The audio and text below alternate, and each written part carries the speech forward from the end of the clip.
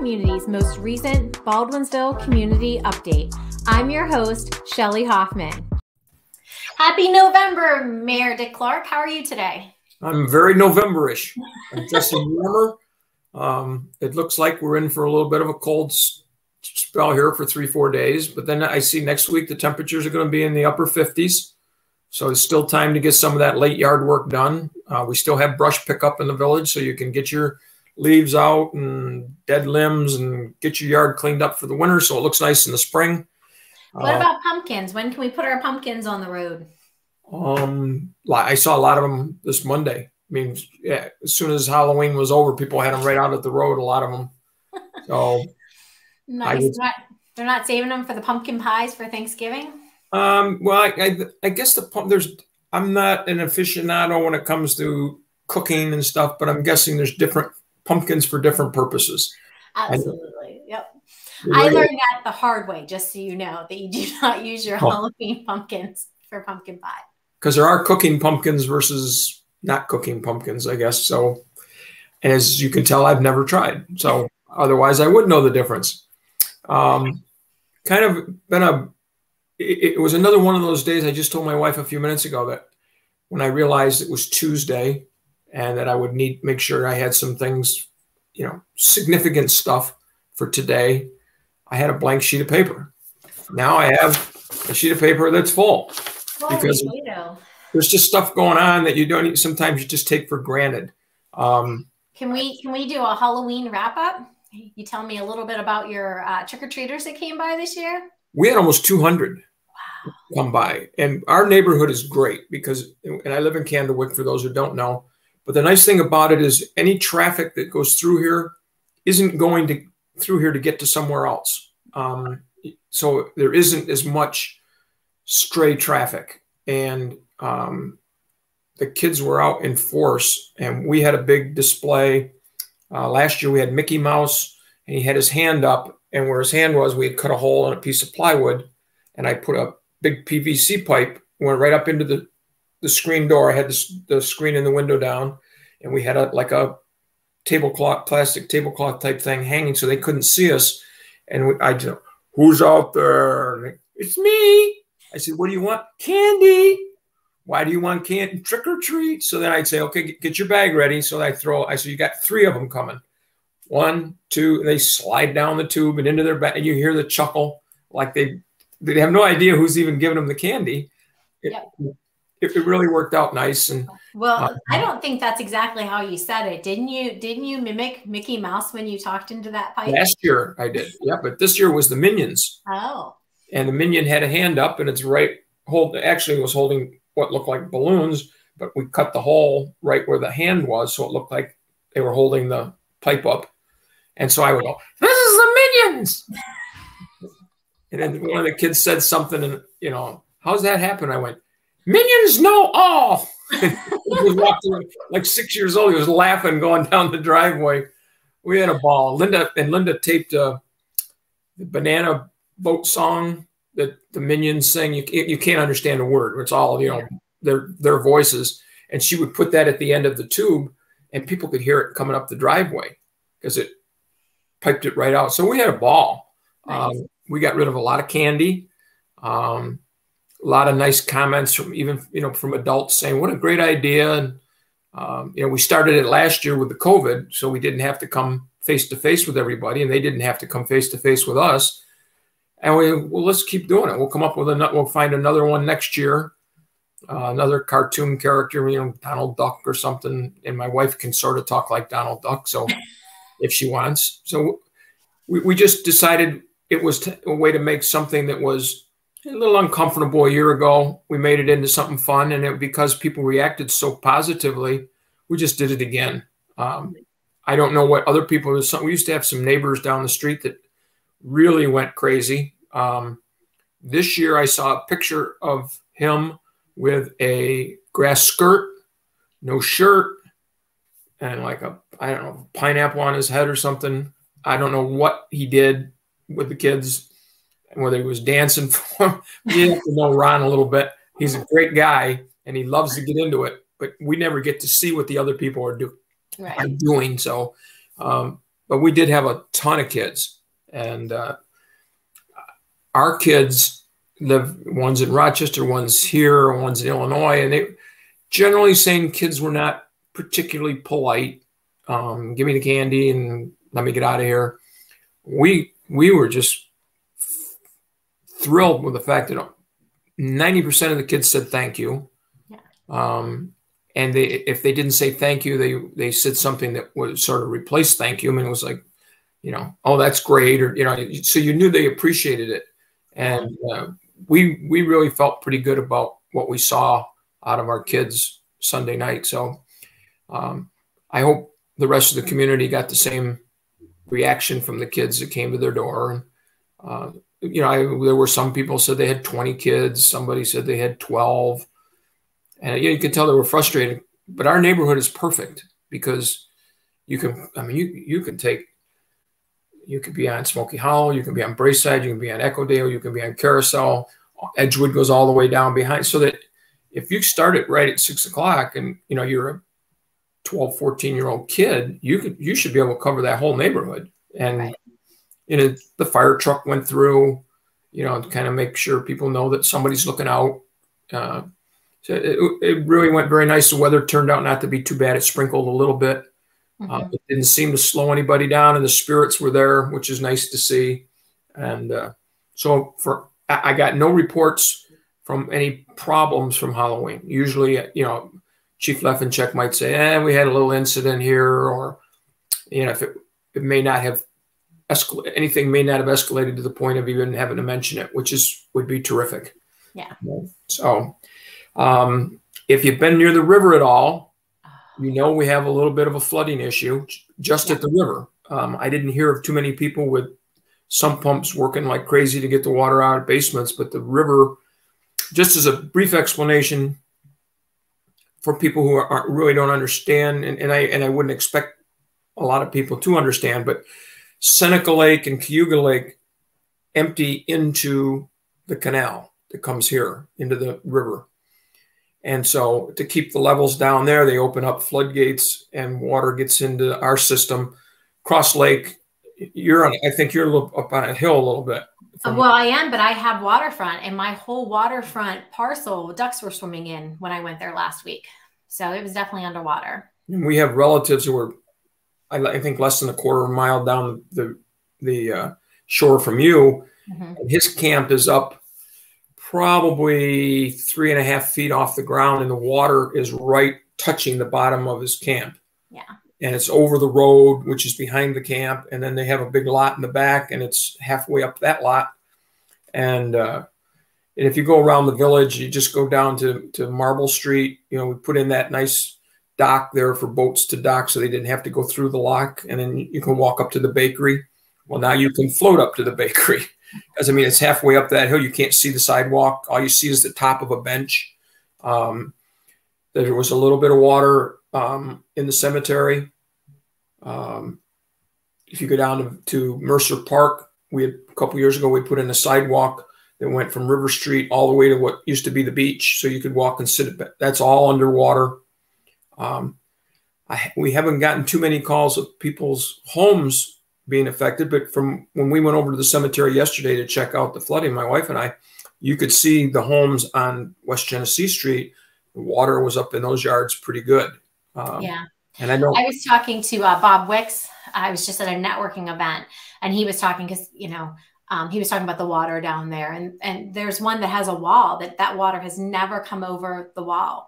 You know, it's come up, you know, never even really came up to the top of the wall, and it's for the first time going over the wall. And even just looking outside my building, and you look where San Miguel's and Suds River Factory, the water, it's going so fast.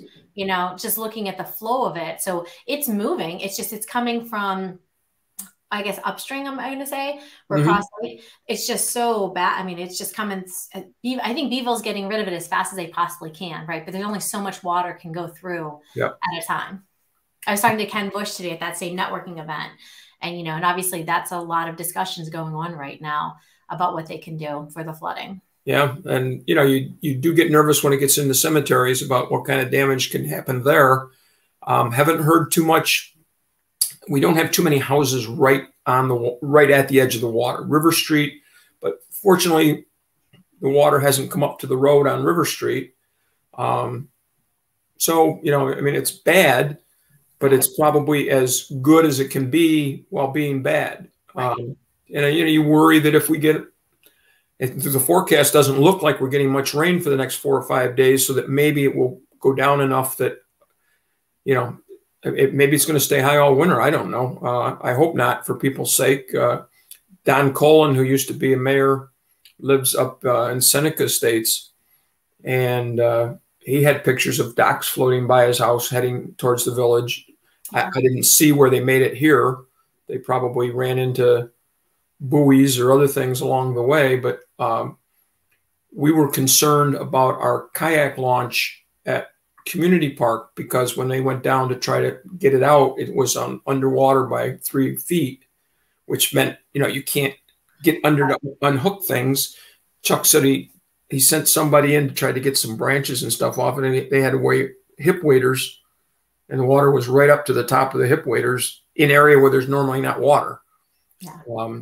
So they tied off the kayak, hoping that it would not get ripped loose and end up in Onondaga Lake somewhere.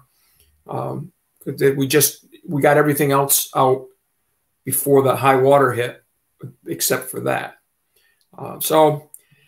That's keeping our DPW busy as they keep checking on that. We worry about the creek that runs along by the side of the sports bowl, the creek that's over by McGuire, the pond there a few years ago that went over the road. And we worry about that. That's not in the village at that point, but the creek ends up going down to Community Park and floods along the way. So, you know, we're all connected. And so fortunately, we have Chuck McAuliffe as our head of our DPW, and he's always on top of that stuff. If I call and say what's going on, he's already checked it. You know, he takes the lids off the sewers and looks in to see how high the water is, whether we need to be concerned. And so fortunately, we got Chuck on top of things, and his guys have been very busy. A lot of brush pickup, as you would expect this time of year with leaves and stuff. Also, we've been involved with the crew cutting down trees. This is the time of year when we put out a contract for I think we had 6 or 7 street trees that had to come down. Our guy from the environmental school comes out, ESF, and helps our guys say, yeah, that one is clearly dead. This tree should come down. And this one's still got a lot of life. We might need to trim a couple branches. So there were 6 or 7 in the bidding process that have to come down. And then we have the ash trees. So if you drive down Palmer Lane, as we did yesterday, you see a lot of stumps. They took down 6 ash trees on Monday, 6 full-grown ash trees in one day. That's pretty good work by the crew. And there's a lot more ash trees to come down. And then our guys are going to try to start replanting some trees of different species than ash. You know, when I was a kid, it was elm.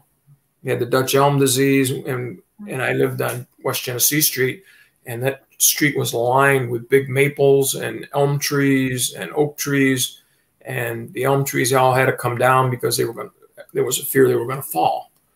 They were dying. So then you looked up Genesee Street, and there was no trees in sight. It was bare. And now over the years, trees have grown back. There's nothing that makes a street look nicer than a canopy of trees, in my opinion. And and we understand people like trees. They're good for the mental health. They're good for your breathing health. I mean, it's part of the cycle. So we will try to be replacing as many trees as we can now. Otherwise, we'll have to put some more in the spring. It all depends on how the weather hangs for us. If we've got other things to do to get ready for winter. They're fixing up the plow trucks and all that type of stuff. So it's pretty busy. They're looking for Christmas tree. We've got one that is okay if they need it, and we're still looking if somebody's got one. Particularly in the village, we'd really rather cut a tree in the village if we could. And it's nice if it's in an area where there's no power lines. If, you know, some of the developments have the underground wires, and they don't have to deal with wires as they move the tree out. So keep that in mind, but give the DPW a call if you have a tree you think would qualify. There's a certain standard that Chuck's tough. So, on a tree note, I've been talking to Mr. Brian King about my tree up on the roof. So we have to put up more sandbags, and I don't think that I'm going to brave an inflatable Santa or Rudolph, much to the dismay of Lauren Russett. Just so you know, Lauren would like to see a whole Christmas village on top of it. There's a shock.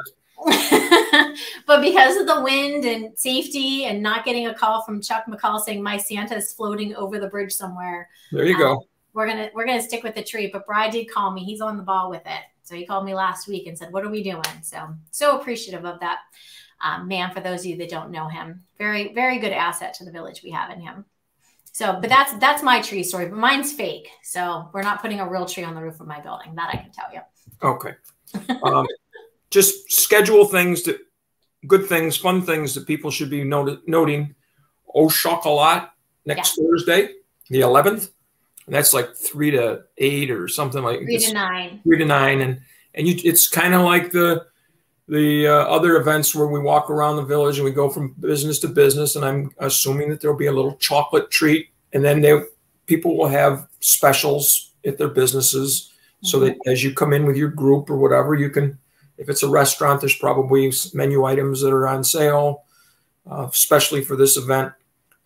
There is a Facebook site called OAU Chocolat, and it's got a lot of the details, which places are taking part. It's a fun thing to do. It's kind of like kicking off the holidays. Once you get past Halloween, now we start thinking Thanksgiving and Christmas. I saw all kinds of people on Facebook saying, "Good, now that Halloween's over, can we put our Christmas lights up?" We're getting harassed. So, but before you get there, in order to make sure you get there on time, don't forget Saturday night, Sunday morning, fall back with your clocks. Now, people have been posting on Facebook, spring ahead, turn your clocks ahead this Sunday. And I had to correct a couple people because I don't know if they were just trying to be funny and really screw people. Because imagine instead of going back, now you're off by 2 hours. And we were talking yesterday. I said it's 6:30. It's dark. Yeah. In a week, it'll be 5:30 that it'll be dark. Now, the one thing you have to do, if you use the psychology, December 21st is the shortest day of the year. That's just over a month away.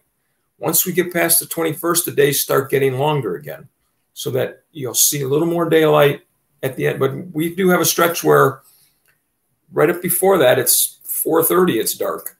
So that gets a little depressing. That's why everybody has to get as many Christmas lights up as they can get. Decorate, light it up. Light this village up like it's never been lit up before. We did a pretty good job last year, so that's a pretty good challenge. And in regards to the flooding, if anybody has any flooding issues, please contact our DPW. Some of the stuff they might be able to help you with, or at least get you to the right people if you need some help. And hopefully it starts going down and some of the problems go away. I feel really bad for the people up at Cross Lake that, some of them don't have their camps set up that high, and probably have water inside the camps now. And I saw somebody, they managed to get to their camp. I think a friend had some kind of a water tractor, but they were sitting on the bucket of it, and they took them to their camp, and they went fishing on their back porch. Yeah. And then you can tell people in the summertime, well, I sat here and fished in November. How could you fish from here? The lake was right here. So people have some concerns, and as a mayor, but also as just as a resident of the village, if people are concerned, then we all should be concerned. Yeah. And that's a good chance to remind people this is really a time to start looking around at people who might need a little lift. We're coming up to Thanksgiving. Somebody who's been recently widowed, an older person, a family, maybe somebody lost a job. There is help out there. I would start with a volunteer center, but almost all the churches put together packages for Halloween meals or Thanksgiving meals. Yeah. Give you a turkey or a ham and potatoes and a pie, and depending on how many people in the family. So if you call the church, if there's a church that you're at all affiliated with, or call a volunteer center. We have Baldwinsville helping Baldwinsville. There's people out there who are ready to go. Particularly the elderly. And if you know somebody who's really struggling, maybe Meals on Wheels would be a help. If they had something coming a couple times a week that knock on the door is invaluable.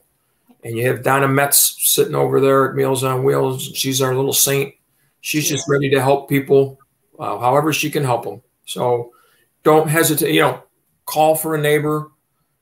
Check with a neighbor to make sure, because some people don't like that intrusion. But for the most part, that, hello, anybody, you home? And then you open it up and there's a smiling person with a bag with your lunch and your supper in it. And how you doing today? And might be the only face they see for 3 or 4 days. So Meals on Wheels is great. And this is a time when they really shine. And that takes me to Canton Woods, working with the rescue mission. They're working on getting holiday meals for Thanksgiving and Christmas that would get delivered to your house on the day. You need to call the center and let them know that you're interested now. I think for Thanksgiving, you have to do it by Friday. And then for Christmas, I think it's December 6th. So they know how many turkeys to have and all that stuff. And then somebody will come to the door on the holiday with a meal. If you're not home, you don't get it. They don't leave it. And they won't they won't take it to a neighbor. They want to see you. Again, it's part of the plan is to see somebody's face and make sure they're okay. And so if you're interested in a Thanksgiving meal or a Christmas meal, don't think there's anybody else who's going to be bringing you something. Call the center, 638-4536, and they'll get you on the list. And they can offer you any details that you might need. If you're not 100% sure how it works, they'll tell you. I was very pleased. We got it was like a proclamation from the county recognizing the village for upgrading our anti-smoking efforts on all of our public property. Nice. So now if somebody's at court on Wednesday, you can't walk outside the building and light up a cigarette in our parking lot. You have to get off the grounds. And it's for the safety of the people who work for the village. We also have it for parks so that, you're sitting there on a bench watching your kids swinging and smoking cigarettes and other kids are running through. We don't want that. And that includes vaping. It also includes cannabis. So if you're on village property, don't light up. There will be more signage going up to let people know. But it was nice that the county recognizes, because they're kind of partners with us. They provide some of the signage. And kind of, I think it's a nice thing for the people, people smoke, people don't smoke. Well, go walk on a sidewalk if you want to smoke. Stay out of our park. That's simple enough. Remind people November 15th is the beginning of the ban on overnight parking on the streets. So that if you're a person who likes to park, you're on one of the streets that has parking, you can park all night now. But as of November 15th, the ban goes into effect, and you'll get a warning probably in the beginning. Give everybody a break, the fact that you might have lost track of what the date is. And after the second time, probably you're going to get a ticket. And it's all because when we plow streets, we really can't get bogged down with cars parked on both sides of the street, and the plow can barely get through. And then people complain. You went by my house and the guy was parked there, and because you had to go around him, you didn't clean the snow in front of my driveway. Now I got to go out and shovel it. So the idea is you cannot park on the street as of November 15th through April 15th. So start looking for other places to park. There are village lots. We have some odd even situations in some of the lots so that they can get them plowed out too. But you know, there's people that live in apartments in the Four Corners area that don't have any parking spaces. They can use the village lot, but just adhere to the rotating odd even situation. Let me see. Codes reminds us elections are over with as of yesterday. Get your signs down. If we give people a couple days, and then if Greg is out and around and he sees signs, he'll start grabbing them. You know, Yeah. There is a limit on how long they can stay up, and just make it easy on everybody. You might want to use that sign again in a couple of years for, you know, your favorite person running again. Also, portable hoops that kids have, particularly on some of the side streets where there's not as much traffic. They're pretty dangerous when they're snow plowing, because those rims are right about the level of the windshields, and we've had windshields shattered when they hit those rims. It doesn't do the rim any good, and it certainly doesn't do our plow drivers any good to hit something like that and bust up their morning route. So please, if you have hoops by the side of the road, get them back off the road, put them in your garage, whatever you got to do. Let me see here. I have Ruth Troy wanted me to remind people that they do have a couple of village calendars left. Call the center or stop by. I mean, it's just a handful, so don't expect that you can wait a couple weeks and there'll be a lot of them left. They are selling wreaths as a fundraiser put together by a local florist. Call the center at 638-4536 to order one for Christmas. Big time for low-income people to get assistance with their heat through the HEAP program. Nancy Sullivan's just waiting to get you signed up, so call her. And this is an interesting time coming up on November 22nd. Canton Woods will be having a birthday party for anybody who's 85 years or older. Okay. So if you have a relative that's over 85 or you are one of them, contact the center and sign up. It's a drive-up celebration currently because of the COVID. You have to sign up by November 12th. So you would sign up, and hopefully somebody would drive you over and you go, and I'm sure they're going to have cupcakes or something and maybe a rose of flowers, that type of thing, and just a chance for you to be recognized. And they probably videotape all of it and maybe put it on Pack B type of thing. So if you're 85 or older and would love to be recognized for your birthday, please call the center before November 12th. Let me see.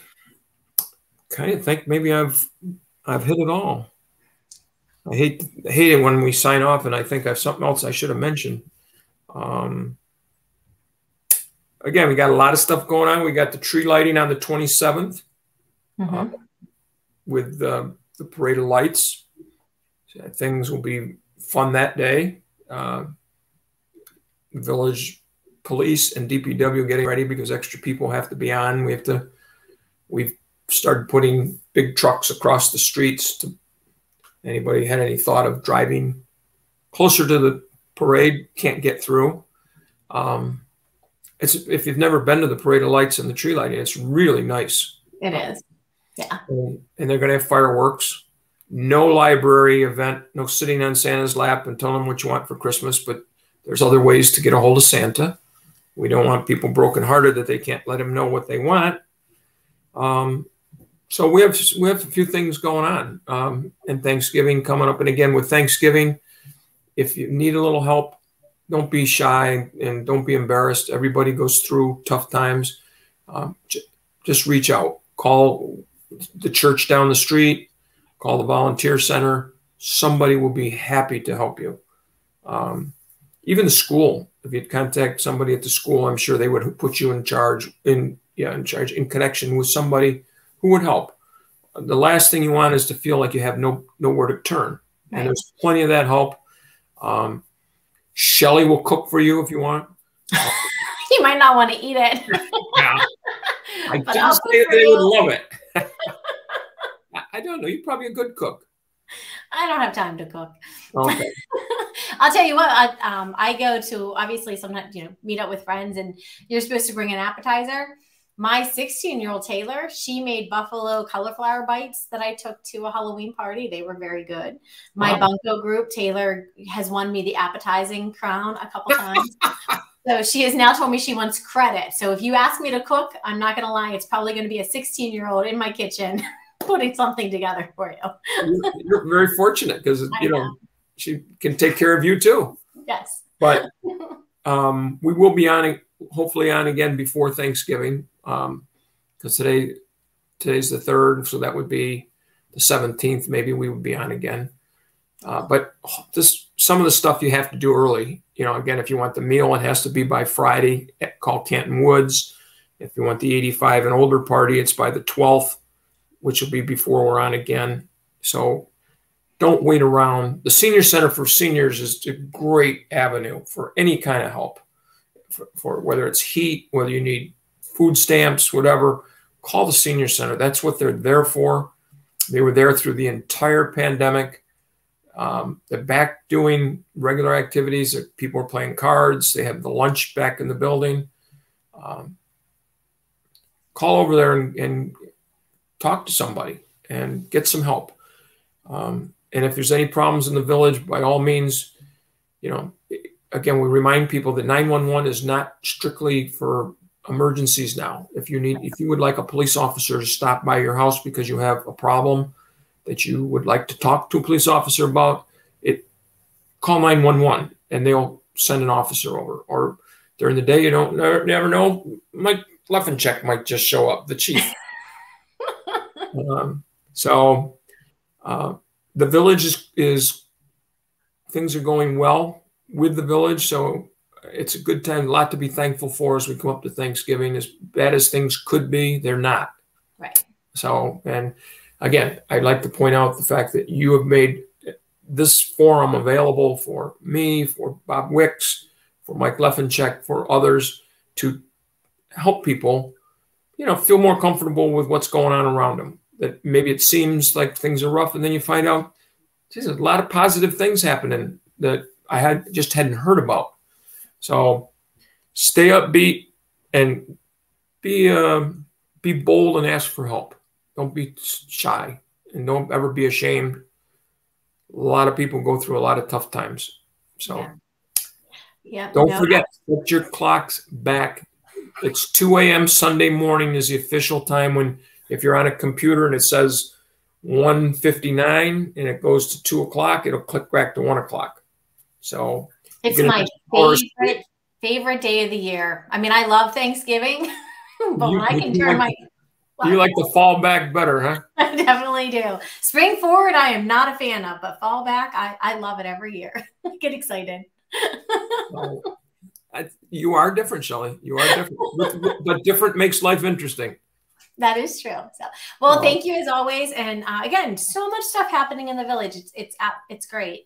And I just want to reiterate again, the Volunteer Center, Canton Woods, Meals on Wheels. I mean, these are all right in our backyards pretty much that are here to help. About peace. They're very helpful. Mm-hmm. Yep. So even if you're not someone that necessarily needs help, but you're looking for ways to help, those are the people to contact as well, because they need volunteers as much as they can help more people if they have the volunteers. So yeah, like I said, all these churches locally put together meal pack, like they'll get assigned 5 families. And then they put out we need 5 turkeys. We need, 5 bags of potatoes. So people from the church help. If you want to call and say, can I help? I'm sure the churches would be more than happy to accept whatever you can bring to help. Absolutely. Cranberry sauce, whatever. So be part of the solution. Absolutely. So, all right, Mayor, I will talk to you before Thanksgiving, but I'm sure maybe we'll chit chat in between a little bit. So, but thank you for all the information. Talk to you soon. Have a good one, Shel.